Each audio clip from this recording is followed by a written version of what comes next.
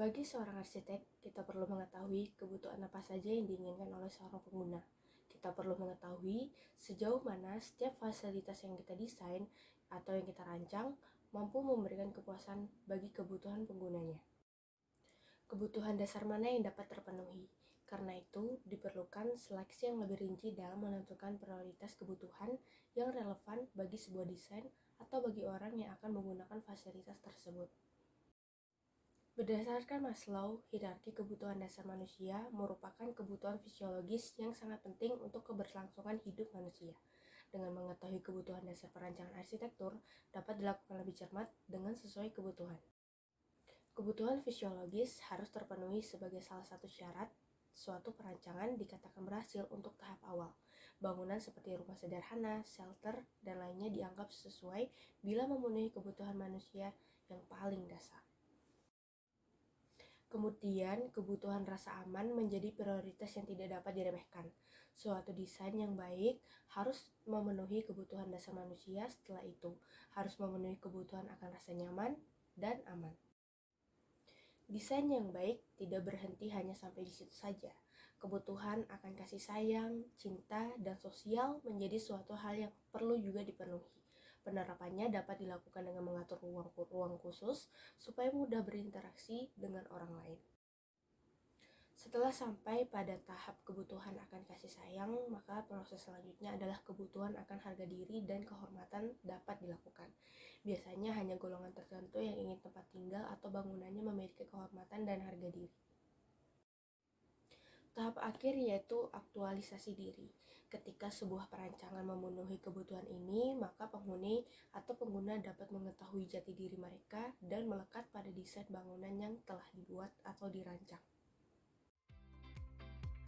Berikut adalah cara arsitek mengimplementasikan teori Maslow dalam desain, di mana terdapat dinding atau tembok sebagai pembatas antara bagian luar dan dalam. Hal ini memberikan adanya rasa aman dalam hunian, yaitu berupa rasa aman dari cuaca, binatang, dan juga setting fisik antara orang lain, entah itu yang dikenal sampai yang tidak dikenal.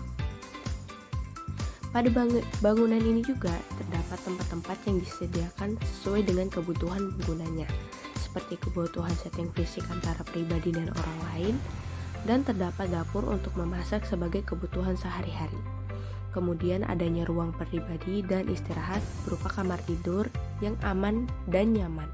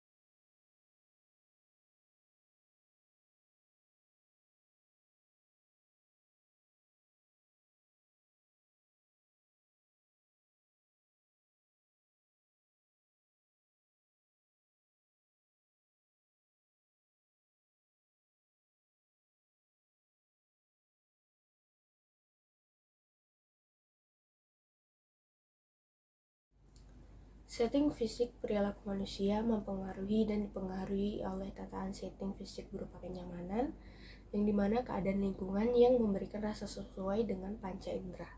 Terus kemudian ada aksesibilitas, yaitu dimana mudah bergerak melalui dan mengeksplorasi lingkungan dengan lancar dan tidak rumit. Terus kemudian ada legibilitas, yang dimana memudahkan bagi seseorang untuk dapat mengenal dan memahami elemen-elemen penanda dalam suatu lingkungan sebagai arah dan tujuan. Terus kemudian ada kontrol kondisi suatu lingkungan untuk mewujudkan personalitas, menciptakan teoriti, dan memberikan suatu ruang. Terus kemudian ada teritorialitas, yaitu mencakup personalisasi dan pertahanan terhadap intervasi dari sekitar.